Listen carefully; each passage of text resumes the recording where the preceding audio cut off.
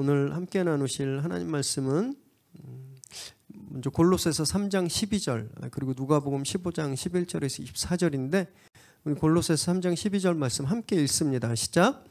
그러므로 너희는 하나님이 택하사 거룩하고 사랑받는 자처럼 긍휼과 자비와 겸손과 온유와 오래 참음을 옷 입고. 누가복음 말씀 한 절씩 교독합니다. 또 이르시되 어떤 사람에게 두 아들이 있는데 그 둘째가 아버지에게 말하되 아버지여 재산 중에서 내게 돌아올 분깃을 내게 주소서 하는지라.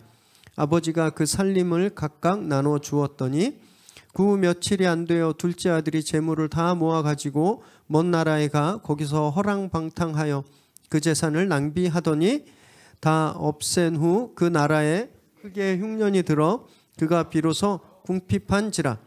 가서 그 나라 백성 중 한 사람에게 붙여 사니 그가 그를 들로 보내어 돼지를 치게 하였는데 그가 돼지 먹는 쥐엄 열매로 배를 채우고자 하되 주는 자가 없는지라.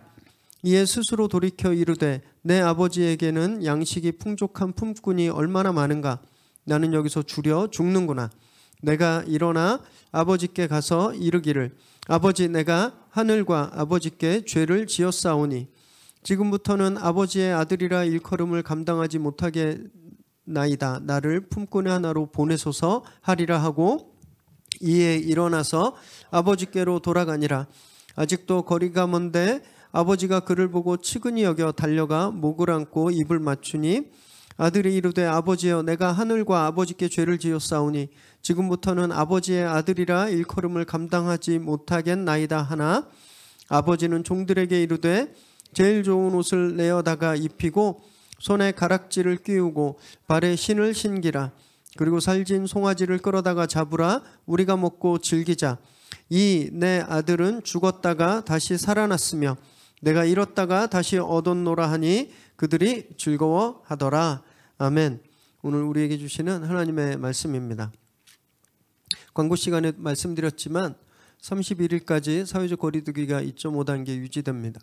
그런데 교회는 좌석의 10%까지 현장 예배가 가능한데 저희는 미리 좀 잘 이렇게 좀 좌석 수를 줄였고 또 예배를 1, 2부로 나눴기 때문에 현장 예배 드리시는데 어려움 없을 것 같습니다. 변수 생기지 않도록 기도해 주시고 다음 주부터 우리 현장에서 또 예배 드리시면 좋을 것 같습니다. 저희가 한 달 동안 1월 한 달 동안 착한 사람 프로젝트를 진행하고 있습니다. 지난주에 저희가 두 번째 시간으로 친절한 사람에 대해서 함께 살펴보았죠. 그리고 한 주간 실천하기로 하고 그 피드백을 제가 부탁드렸는데 여러 성도님들께서 진짜 그렇게 살아보시고 또 피드백을 주셨습니다. 한 가정은 이번에 3차 재난지원금 소상공인 대상으로 한 그런 자격이 돼서 그 재난지원금을 받으셨대요. 이걸 받고 나서 가족들이 다 모여서 회의를 했답니다. 우리가 이걸 우리만 쓰지 말고 정말 어려운 이웃을 위해 함께 썼으면 좋겠다. 그래서 회의하고 성남 노숙인 센터에 이렇게 10분의 1을 11조 하듯이 이렇게 떼서 보내셨대요. 저도 재난지원 못 받거든요. 그러니까 저보다 좀 어려우신 건가 모르겠는데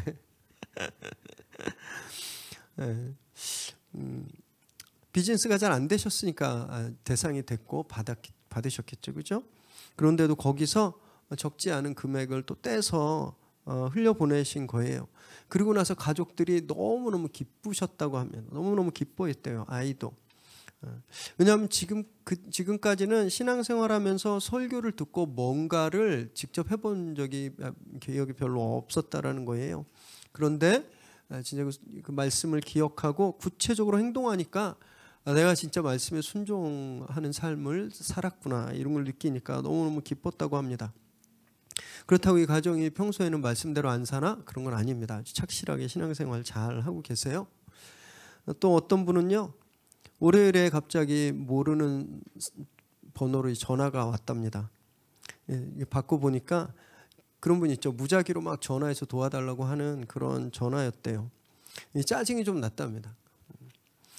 그래서 뭐 성남 산다고 했다가 또 또 안산 산다고 했다가 자기가 공황장애가 있는데 약값이 필요하다고, 배도 고프다고, 밥값도 좀 달라고 막 이래서 이분이 이 전화한 분이 거짓말을 하고 있다라고 생각하고 계속 이제 확인 작업을 들어간 거예요. 정말 뭐 병원은 어딨냐 막 이렇게 확인 작업을 하고 있는데 갑자기 그 순간에 주일 설교 말씀이 딱 떠올랐답니다.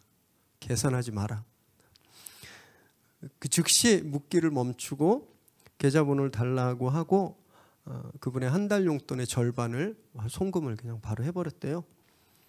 그리고 문자로 얼마 입금했으니까 이 금액이 진짜 약값으로 병원값으로 쓰였으면 좋겠다. 만약에 혹시 나한테 거짓말한 거면 예수 믿고 진실되게 사시라 이렇게 문자를 보냈다고 합니다.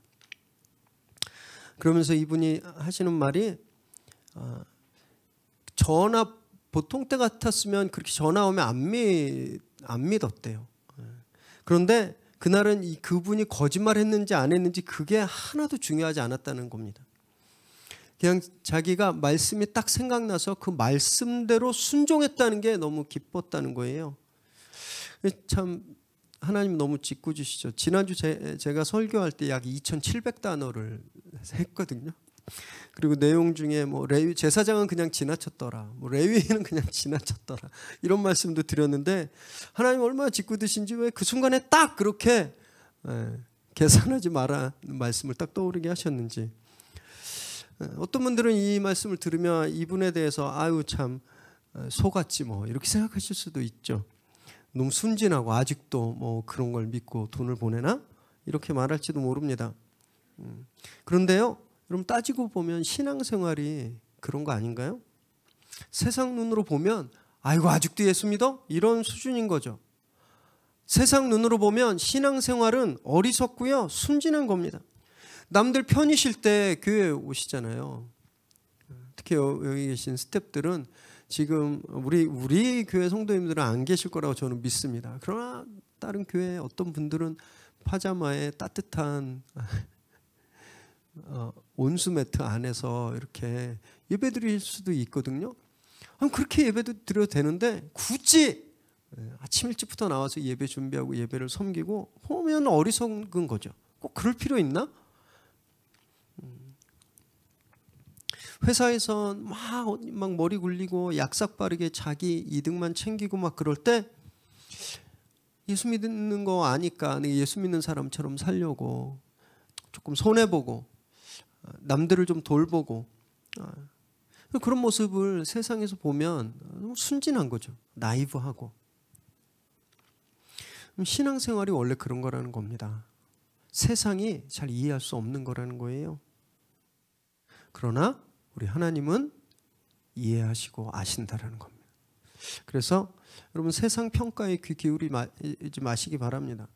우리가 집중해야 될 것은 이 세상이 나를 어떻게 평가하고 세상이 나를 어떻게 판단하느냐가 아니라 하나님이 나를 어떻게 평가하시느냐, 하나님이 나를 어떻게 보시느냐, 그게 정말 중요한 거거든요. 오늘은 이제 세 번째 시간이에요. 착한 사람 시리즈.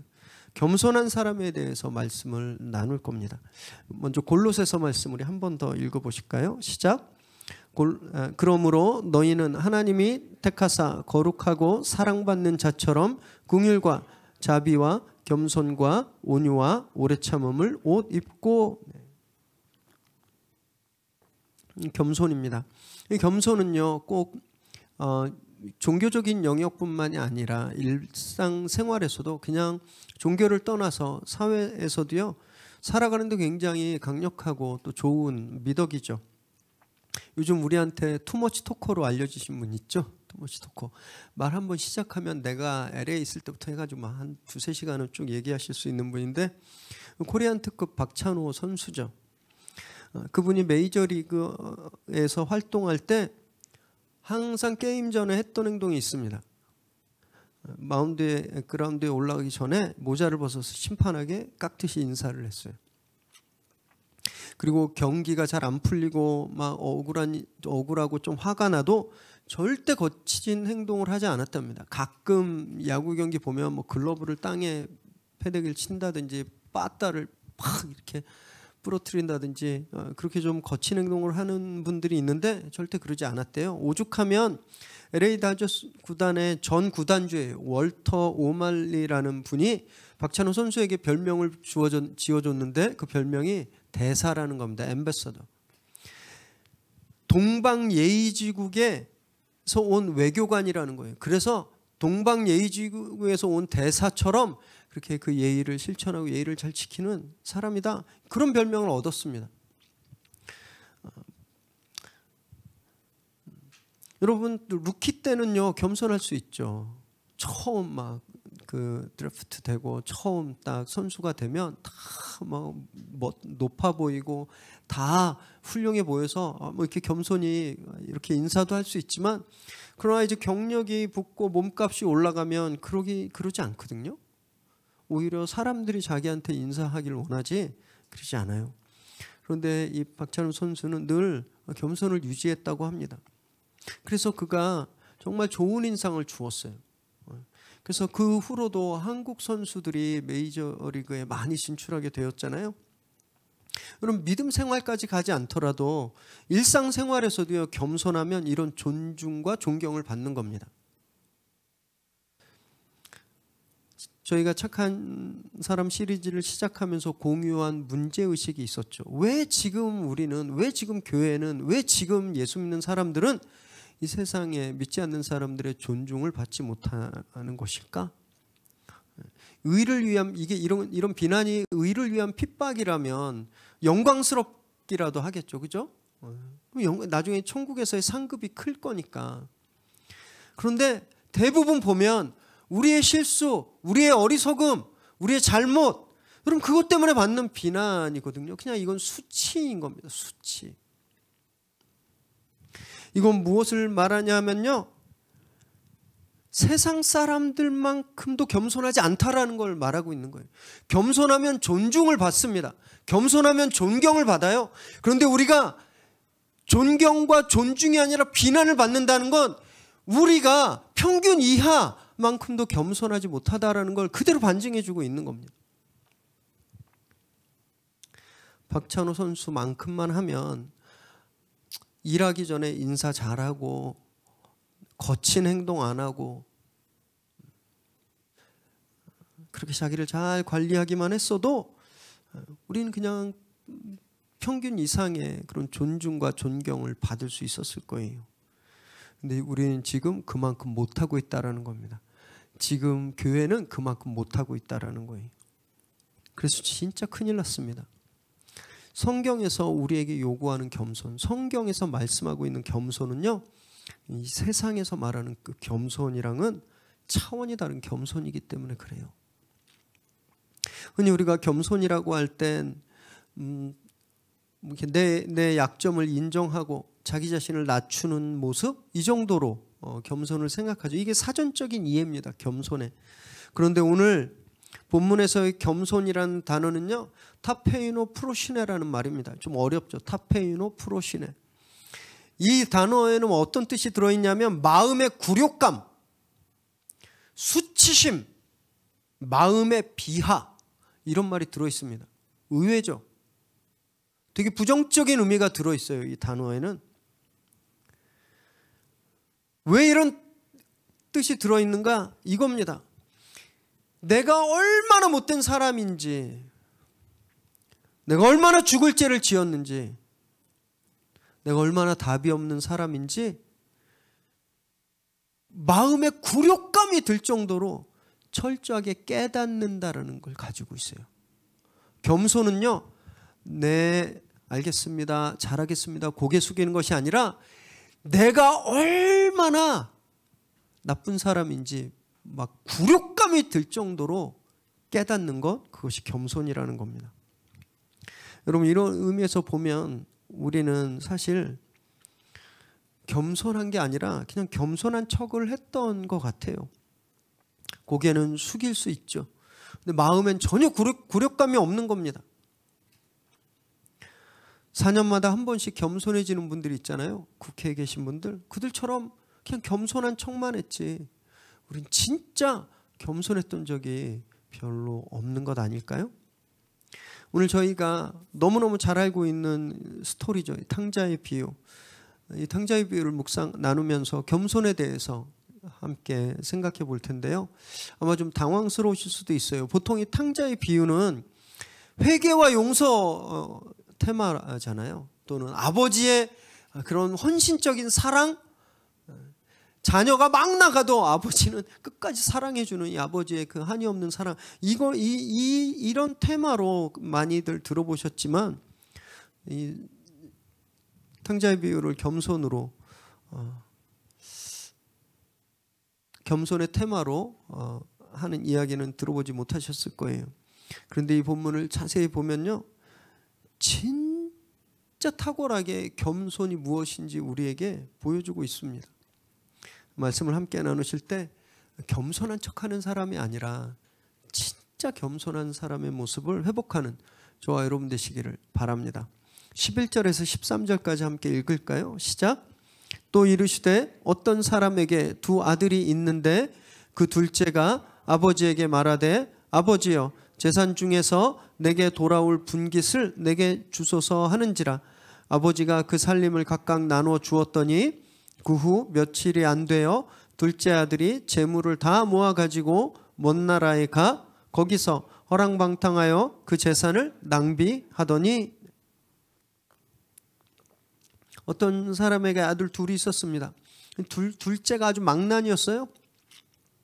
아버지한테 분깃을 요구합니다. 이 분깃은 뭐냐 하면 그냥 유산이에요. 유산. 아버지가 죽고 나면 자기가 받을 유산. 그리고 이 당시에는 주로 땅이었습니다. 그러니까 아버지 내가 받을 땅 주세요. 그래서 받아가면 실제 아버지가 살아있을 때, 아버지가 죽고 나서 받아야 되는데 살아있을 때 요구하는 것도 불효지만 그 아버지가 땅을 이제 경작할 수가 없잖아요. 너무너무 인정될 수 없는 그런 폐륜 행동이었다라는 거예요. 근데 아버지가 그걸 주니까 며칠 만에 다 정리했습니다. 그 땅과 뭐 집과 상속한 걸 다. 그리고 그 재산을 가지고 외국에 나가서 아주 흥청망청 부어라 마셔라 다 써버리죠. 그리고 빈털터리가 됩니다. 아버지와 관계가 깨지더라도 재산만 있으면 자신이 원하는 삶을 누리며 행복하게 살 수 있을 거라고 생각했어요. 그러니까 이 아들은요, 쾌락과 유흥을 아버지와 바꾼 겁니다. 이 아들의 모습은 사실 우리들의 모습을 굉장히 적나라하게 보여주고 있어요. 여러분, 우린 하나님의 아들, 딸이거든요. 근데 우리도 주일 예배만 마치면 아버지와 관계를 끊고 세상으로 달려가잖아요. 교회 문을 나서는 순간 아버지와 관계가 뚝 끊어져요. 그리고 이제 세상과 즐기며 세상과 동행하는 삶이 시작된다라는 겁니다. 그래서 삶의 문제가 늘 끊이질 않는 겁니다. 14절에서 16절을 읽습니다. 시작. 다 없앤 후 그 나라에 크게 흉년이 들어 그가 비로소 궁핍한지라. 가서 그 나라 백성 중 한 사람에게 붙여 사니 그가 그를 들로 보내어 돼지를 치게 하였는데 그가 돼지 먹는 쥐염 열매로 배를 채우고자 하되 주는 자가 없는지라. 처지가 너무 딱하게 된 거예요. 돈을 싸들고 세상으로 갈 때는 막 진짜 룰루랄라 온 세상을 다 가진 것처럼 그렇게 생각했는데 다 날려버리고 무일푼 신세가 되자 당장 끼니도 해결할 수 없을 만한 그런 상황이 된 겁니다.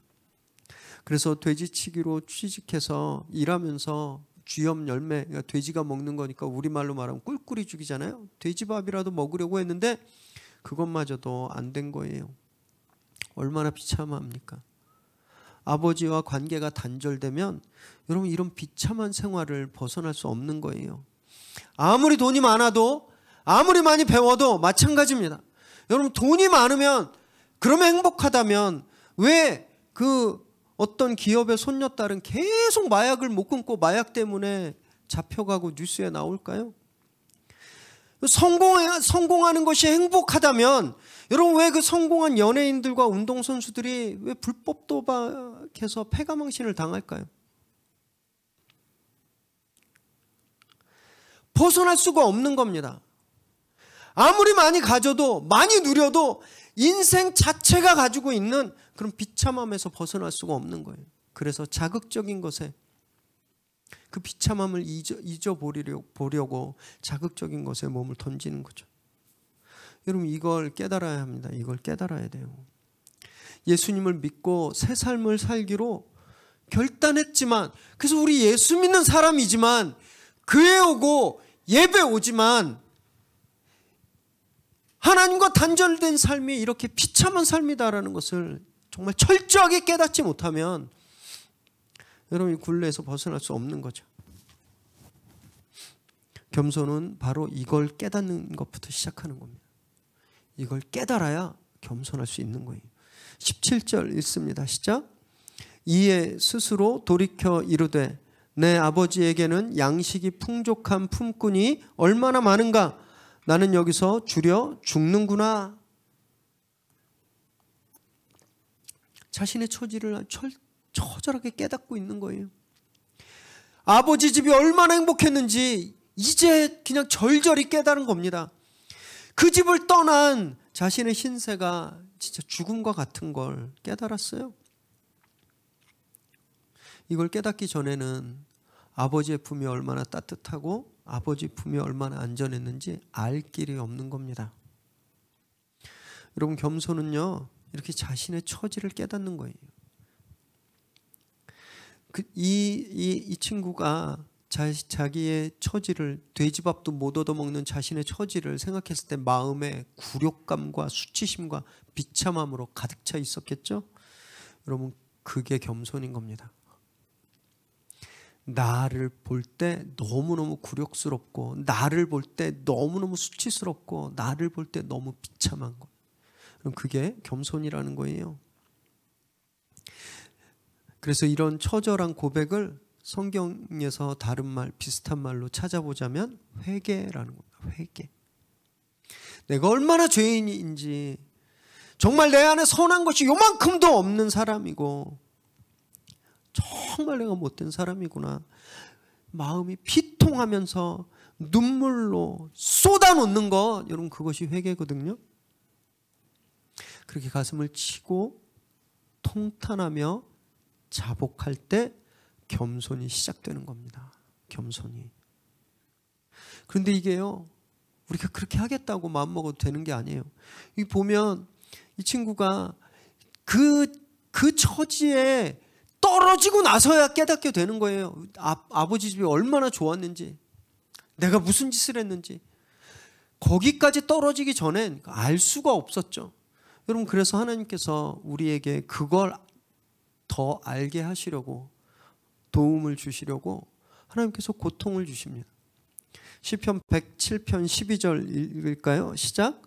그러므로 그가 고통을 주어 그들의 마음을 겸손하게 하셨으니 그들이 엎드러져 돕는 자가 없었도다. 하나님이 고통을 줘서 겸손하게 하셨다 그러잖아요. 한 20년, 한 25년 전, 그때는 제가 진짜 이 연예인을 엄청 싫어했습니다. TV 나오면 꺼버렸어요. 그런데 지금은 너무 존경스러울 정도로 제가 좋아진 그런 연예인 한 명이 있거든요. 이 20년 전에 잘 나갔을 때는 진짜 봐줄 수가 없었어요. 막 고개가 얼마나 빳빳한지 방송에 나와서 막 하는 말들을 들어보면 막 들어줄 수 없을 정도로 무례했던 그런 분이었습니다. 근데 이분이 그렇게 한참 잘 나가다가 쫄딱 망했어요. 벌려놓은 일들이 막 다 망하고 사기도 당하고, 그래서 순식간에 수십억의 빚을 지게 됐습니다. 엊그제 뉴스 보니까 총 119억이었다 그러더라고요. 그럼 그거 어떻게 갚겠어요? 그러고 나서 가시밭길의 연속이었습니다.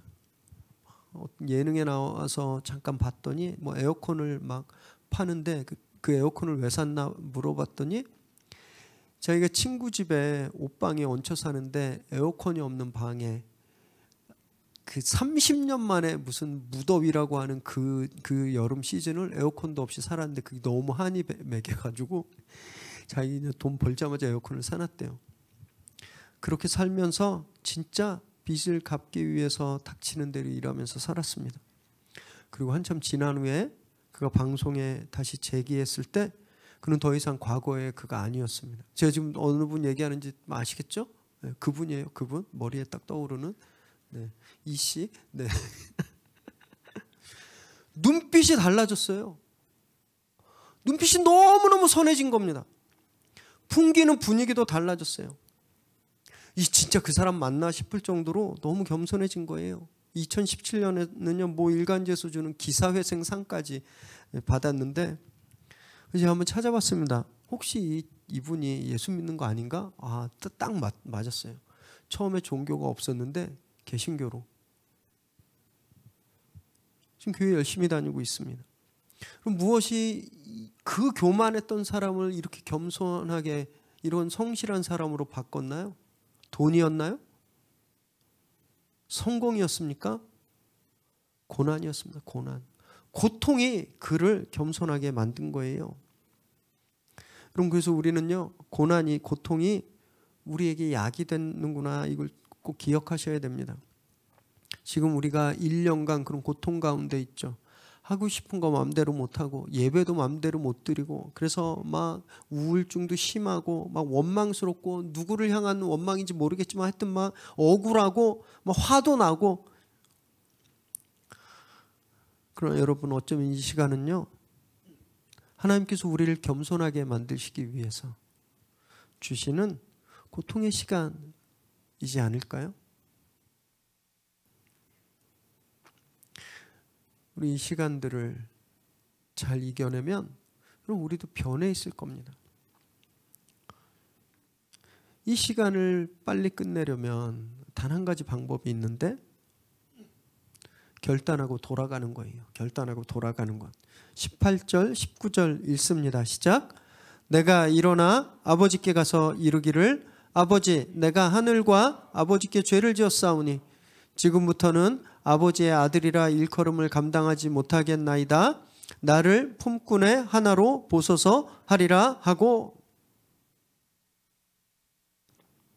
다시 아버지께 가기로 결단한 거예요. 돌아가길 결단했죠. 아버지께 가서 죄를 고백하고 이제부턴 난 아들이 아니라 종으로 살겠습니다. 이렇게 말씀드려야 되겠다. 그렇게 결심하는 겁니다. 아들의 지위, 그러니까 아버지가 주시는 음식 먹고 아버지의 집에서 따뜻하게 지내고 아버지의 권위를 이어받은 아버지의 권리, 이거 다 내려놓고 아무 소유권도 없는, 아무 권리도 없는 그런 종으로 살겠다고 결단한 거예요. 그럼 이것이 겸손한 사람의 모습입니다.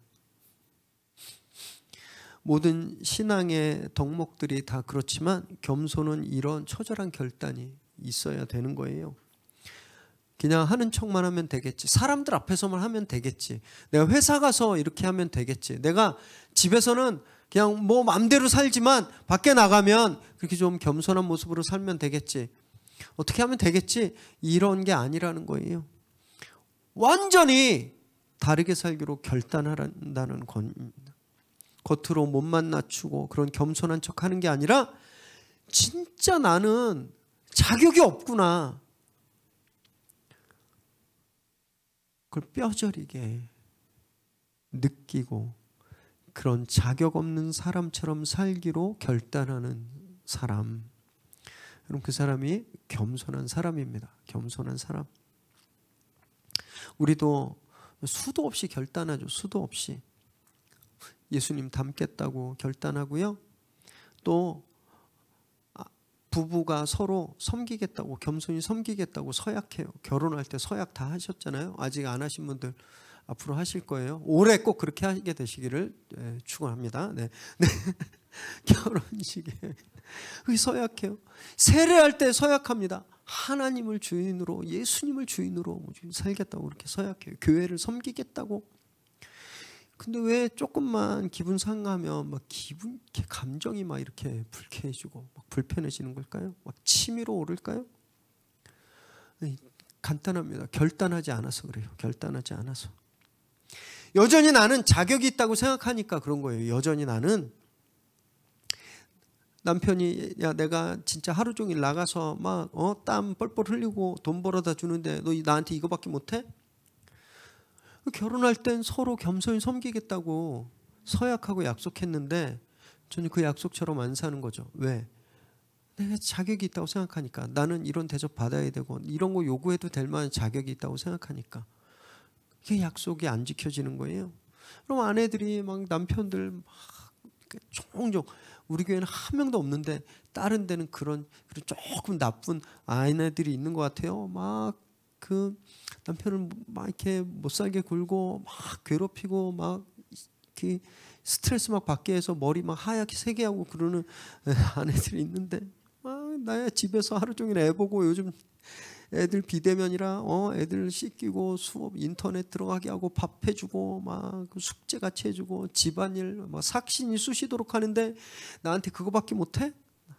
이야기하는. 왜냐하면 나 자격이 있다고 생각하니까. 난 당신한테 이런 대접 받아야 될 자격이 있다고 생각하는 거예요. 교회도 마찬가지입니다. 내 교회에 이 교회에 얼마나 충성인데 내가 이 교회에 비대면 때도 맨날 나와서 스텝으로 봉사하고 막 열심히 전도도 하고 사역도 정말 열심히 했는데 당신이 뭔데 나한테 그래. 자격이 있다고 생각하니까 그런 마음이 드는 거예요.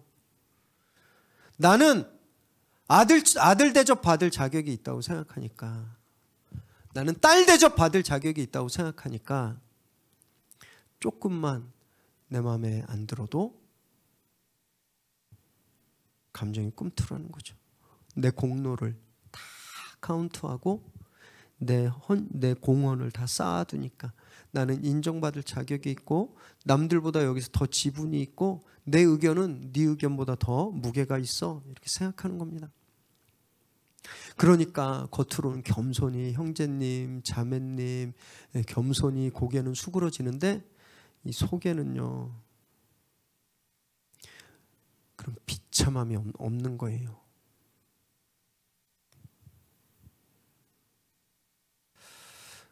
그래서 우리는요 날마다 결단해야 됩니다. 겸손하기로. 내 자격이 없다라는 것을 날마다 고백해야 돼요. 그럼 프로 운동선수들이 얘기하는 걸 들었는데요. 운동 스케줄 루틴이 있잖아요. 그중에 하루를 빼먹으면 지금까지 운동한 거 3일치를 까먹는데요. 헬스 하시는 분들은 하루 운동 쉬면 3일 동안 만들어낸 근육이 손실돼. 이 근손실을 되게 무서워하세요. 그래서 이분들 데모하실 때 이렇게 데모하신 거예요. 근손실 안 당하려고. 네. 모든 운동선수들이 다 그렇습니다. 여러분 근육도 기술도 매일매일 훈련하지 않으면 퇴보하거든요. 영성은 어떨까요? 영성은 안 그럴 거라고 생각하는 거예요. 저는 너무 이해가 안 돼요. 영성도 똑같습니다.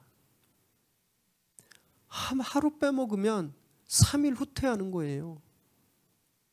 그런데 우리는 얼마나 많이 빼먹는지 아세요? 보통 6일을 빼먹죠. 왜냐하면 대부분의 교인들이 일주일에 한 번, 7일 중에 하루만 와서 예배하고 말씀 보니까 나머지 6일은 아무것도 안 하고. 그러니 어떻게 되겠습니까? 겸손할 수 있겠습니까? 싸나워지는 거예요. 그러니까 못 참는 겁니다. 내 권리를 막 악을 쓰면서 주장하게 되는 거예요.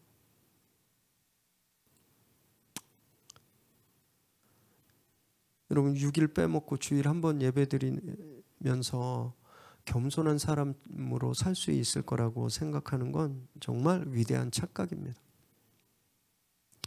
사랑하는 여러분, 매일매일 말씀 앞에서 정말 결단하면 너무너무 좋겠습니다. 정말로. 아침에 일어나서 그런 결단으로 말씀 앞에 결단해서 오늘 정말 겸손하게 살겠다고, 내 권리를 주장하지 않겠다고, 내 자격을 주장하지 않겠다고 그렇게 결단하며 하루를 시작하면 너무 좋을 것 같아요. 40일 특세를 이제 작년 말에 이제 디자인하고 준비하고 날짜를 이렇게 맞춰보면서 그 전에도 비대면 때 기억하세요? 저희 비대면 한참 막 되게 심각해졌을 때 교회를 아예 평일에 문을 닫았었잖아요. 그땐 제가 설교 음원을 녹음해서 밴드에 올려드렸었는데, 근데 이제 40일 특세를 현장에서 진행하니까 이렇게 오고 싶어도 못 오시는 분들이 있을 것 같아서 줌으로 같이 해야 되겠다라는 그런 생각을 좀 했었습니다. 그런데 별 기대가 없었어요. 뭐 들어오시면 한두 분 정도, 아니면 현장에 오시는 분들이 부득이하게 못 오시면 좀 들어오시거나. 그리고 또 이게 생각보다 쉽지 않아요. 이게 특세 들어오신 분 중간에 깜짝깜짝 놀라지 않으셨어요? 갑자기 카메라가 뚝 떨어져가지고 여기다가 산바리를 세워놓고 여기다가 산바리를 세워놓고 마이크 줄이 달려 있는데 이거 한번 툭 건드리면 뚝 떨어져요. 그러면 저도 깜짝 놀라지만 보는 여러분들도 막 확 화면이 흔들리니까 지구가 흔들리는 것 같으셨을 텐데, 이 불편하고 신경 써야 될 게 악보도 올리고, 그래서 예배 집중을 제가 못할까봐 하지 괜히 한다 그랬나? 막 이런 마음도 있었어요. 어차피 많이 안 오실 텐데. 제가 첫날 진짜 깜짝 놀랐습니다. 현장에 오시는 분의 2배가 넘는 분들이 줌으로 들어오셨더라고요. 깜짝 놀랐어요.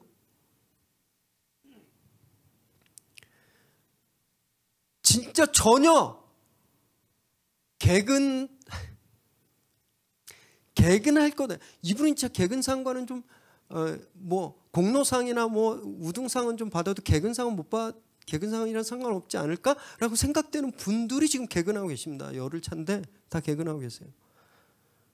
회개했습니다. 제가 지금 개근하고 계신 분들한테 죄송하다고 말씀드릴게요. 제가 진짜 기대가 작았고 믿음이 너무 부족했습니다. 특히 성규야, 미안해.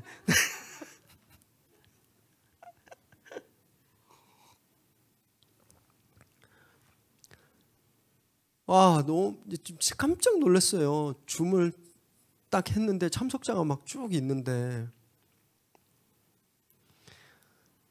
그래서 제가 다짐했습니다. 특세 끝나도 계속 줌으로 해야 되겠다. 그래서 이 줌 새벽 기도회를 더 활성화시켜야 되겠다 이런 마음을 했습니다. 왜냐하면 여러분 그렇게 줌으로라도 아침의 시작을 말씀 앞에서 결단으로 시작할 수 있는 거잖아요. 우리 삶이 얼마나 달라지겠습니까? 교회 현장에 오셔도 좋지만 그 상황이 안 되시면요, 줌으로 들어오십시오. 아침에. 그래서 말씀 앞에 겸손히 살기로 결단하시기 바랍니다. 그리고 그 결심을 지킬 수 있는 힘을 달라고 기도하시기 바라요. 그럼 그렇게 우리가 매일매일 겸손을 결단할 때, 그때 우리가 겸손한 사람으로 살아갈 수 있는 겁니다. 20절 21절 읽습니다. 시작. 이에 일어나서 아버지께 돌아가니라. 아직도 거리가 먼데 아버지가 그를 보고 측은히 여겨 달려가 목을 안고 입을 맞추니 아들이 이르되 아버지, 내가 하늘과 아버지께 죄를 지었사오니 지금부터는 아버지의 아들이라 일컬음을 감당하지 못하겠나이다 하나. 아들이 이제 아버지 집으로 가고 있었습니다. 집이 아직 한참 남았는데 갑자기 저기서 누가 막 달려오는 거예요. 다 끌어안고 입을 맞추는데 아버지. 아마 아버지는요, 매일매일 멀리까지 나와서 한참 동안 내 아들이 언제 올까 기다리고 계셨을 거예요. 아들 마음이 어땠을까요? 더 죄송했겠죠. 그래서 아버지한테, 아버지, 제가 아버지와 하나님께 죄를 저질렀습니다. 회개하고 더 이상 저는 아버지의 아들이라고 불리는 거 감당할 수가 없습니다. 이렇게 고백하죠. 여러분, 이 친구의 마음을 한번 저희가 엿보기를 원하는데요. 집에 가는 길 내내 어땠을까요? 마음이 너무 좋았을까요? 아버지 만나러 가니까 막 신나서 불고기도 있고 갈비도 있고 막 이런 생각으로 왔을까요? 그렇지 않았을 거예요. 겸손은 비참한 마음이라 그랬잖아요. 그 비참함과 비애로 가득 차 있었을 겁니다. 재산 다 날리고 완전히 상거지꼴에 아버지 별 몇 명이 없었겠죠. 아버지가 나 쳐다도 안 보이면 어떡하지? 아버지가 막 화내시겠지? 이런 불안한 마음을 가지고 집으로 가고 있었을 거예요. 그런데 멀리서 아버지가 막 달려와서 몸이 얼마나 더러웠겠습니까? 돼지치다 온 몸인데 그 아랑곳 안 하고 자기를 안아줬을 때 그때 어땠을까요? 이 아들이. 와, 아버지께서 나를 버리지 않으셨구나. 나를 다시 아들로 맞아주셨구나. 내가 괜히 걱정했네. 이랬을까요? 리셋. 그 전에 결단했던 거 다 리셋. 나 이제 다시 아들로 사는구나. 그랬을까요? 아닙니다. 자기가 얼마나 죄인인지 더 깨닫고 있는 거예요. 나를 이렇게 사랑해주는 아버지한테 내가 그런 짓을 했다니. 폐륜을 저지른 자신의 죄, 연을 끊고 세상을 택한 죄, 아버지의 마음을 후벼판 죄, 그 죄가 더 아팠을 거예요. 그래서 그가 아버지, 저는 아들 자격이 없습니다 라고 말하는 겁니다.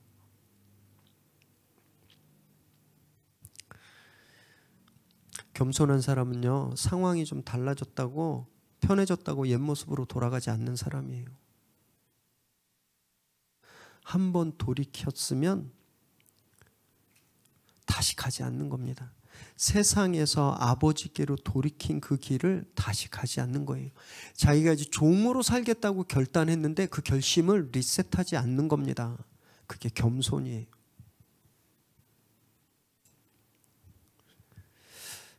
고난 가운데 권리를 포기한, 그리고 내가 늘 이 권리를 포기하겠다 한 결단, 상황이 막 큰 성공을 이루고 상황이 막 좋아져도 그 결단을 꼭 지키는 사람, 이 사람이 겸손한 사람인 겁니다.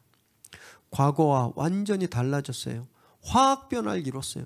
물리 변화는 언제든지 바뀔 수 있습니다. 물이 얼음이 됐다가 얼음이 기체가 됐다가, 이게 물리적 변화예요. 화학 변화는요, 종이가 타서 재가 되는 거거든요. 다시 돌이킬 수 없는 변화. 이런 화학 변화를 경험한 사람인 거예요. 다시 돌아갈 수 없는, 다시 리셋될 수 없는,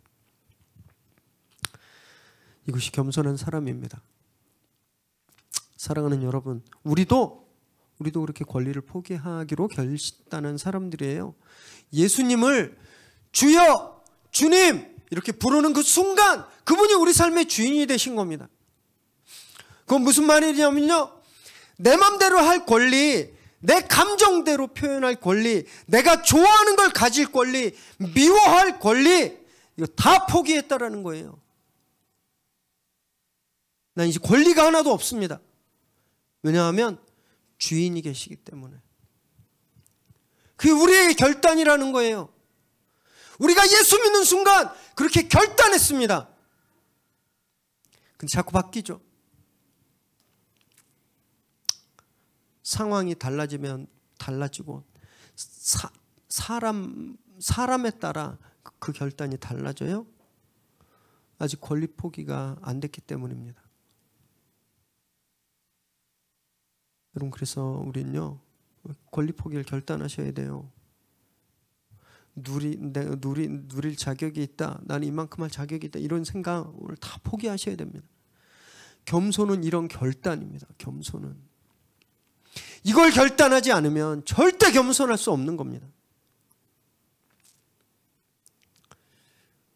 오늘 우리 권리를 포기하는 그런 결단을 하는, 그래서 정말 겸손한 사람으로 사는 저와 여러분 되시길 바랍니다. 22절에서 24절 읽습니다. 시작. 아버지는 종들에게 이르되 제일 좋은 옷을 내어다가 입히고 손에 가락지를 끼우고 발에 신을 신기라. 그리고 살진 송아지를 끌어다가 잡으라. 우리가 먹고 즐기자. 이 내 아들은 죽었다가 다시 살아났으며 내가 잃었다가 다시 얻었노라 하니 그들이 즐거워하더라. 아들은 이렇게 왔는데 아버지는요, 아랑곳 없이 그 아들을 아들로 대합니다. 옷과 반지와 신, 이 반지는 아들을 나타내는 심볼인데, 그리고 송아지를 잡아서 잔치를 벌리죠. 왜냐하면 내 아들이 죽었다 살아났기 때문이에요. 너무 기뻐서 그 기쁨을 이길 수가 없는 거죠. 이 아들이 집을 떠날 때는요, 내 인생은 나의 것, 막 이런 유행가를 부르면서 상관하지 마세요, 내 인생 내 거예요, 이렇게 부르면서 나갔는데 다시 돌아온 아들은 예전에 그 아들이 아닌 거예요. 인생을 보는 관점이 달라졌고 삶을 대하는 태도도, 아버지와 하나님을 대하는 자세도 완전히 달라졌습니다. 교만과 함께 떠났던 아들이 겸손의 사람이 돼서 돌아왔어요. 완전 새 사람이 돼서 왔어요. 얼마나 기뻤을까요? 여러분, 겸손한 사람은 이렇게 아버지를 기쁘게 합니다. 시편 49편 4절 읽습니다. 시작. 여호와께서는 자기 백성을 기뻐하시며 겸손한 자를 구원으로 아름답게 하심이로다. 겸손한 사람을 기뻐하시는 거예요, 하나님은. 그래서 기쁜 겁니다. 우리가 도덕적으로 또는 옆집 사람과 비교해서 조금 더 겸손하고 예의 바르고 매너 있어서 기뻐하는 것이 아니라 우리가 옛날 사람과 완전히 달라진 사람이 돼서 기뻐하시는 거예요.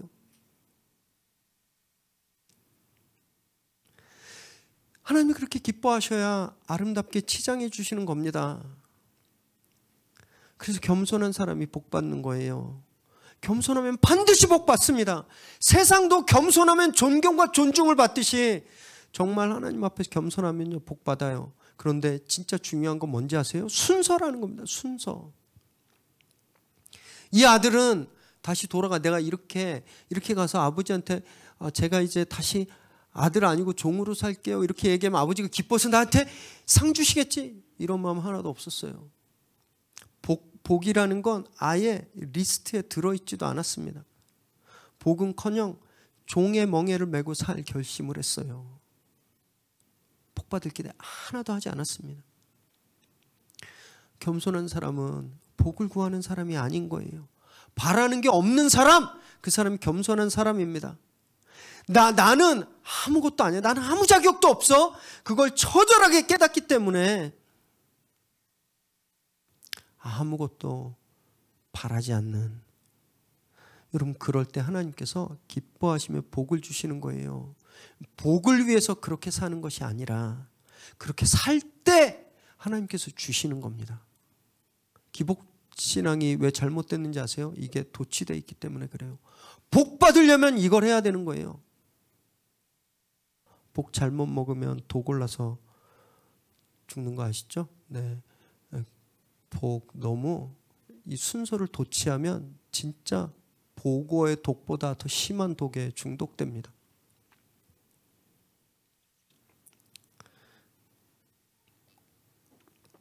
우리가 지금 탕자의 비유를 통해 살펴본 겸손은요, 우리가 흔히 아는 그런 윤리적인 차원의, 도덕적 차원의 겸손과 너무너무 다르죠.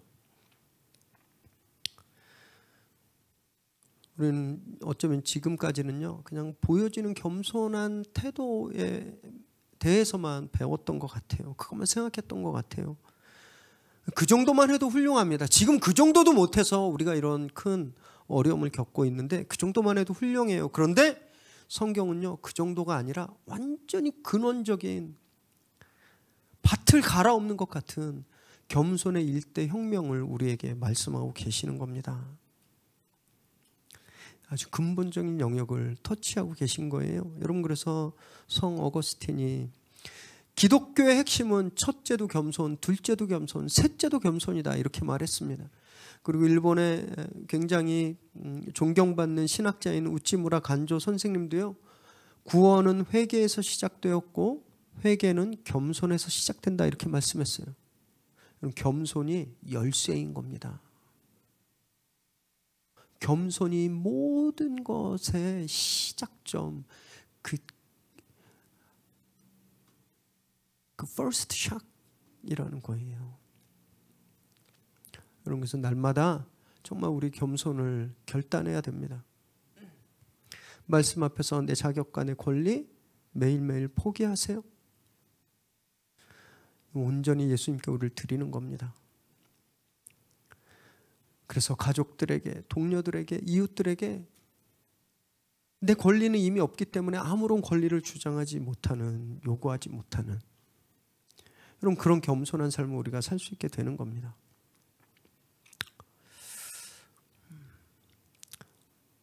이번 한 주 이 겸손함을 삶의 자리에서 잘 훈련하시고 연습하시길 바랍니다. 그래서 그 맛을 정말 느끼시길 바래요. 그렇게 하나님을 기쁘시게 하고 이웃을 기쁘게 하는 그런 겸손한 사람으로 사는 저와 여러분 되시기를 주님의 이름으로 축원합니다. 기도하겠습니다.